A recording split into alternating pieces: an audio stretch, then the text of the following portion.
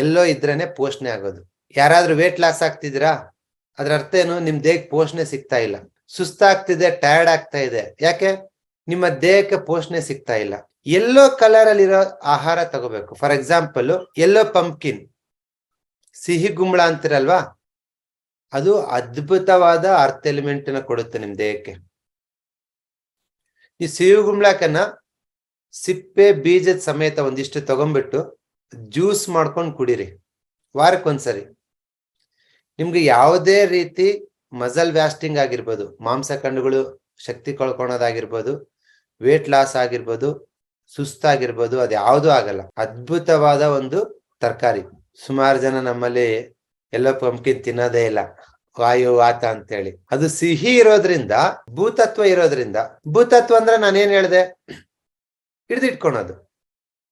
ನೀವು ಹೆಚ್ಚಿಗೆ ತಿಂದಾಗ ನಿಮ್ ಮಾಂಸಖಂಡಗಳು ಹಿಡ್ದಂಗ ಆಗುತ್ತೆ, ಸೆಳೆತ ಬರುತ್ತೆ. ವಾರಕ್ಕೊಂದ್ಸತಿನೋ 2 ವಾರಕ್ಕೊಂದ್ಸತಿನೋ ತಗೊಳೋದ್ರಿಂದ ಏನು ತೊಂದರೆ ಇಲ್ಲ, ತಗೋಬಹುದು.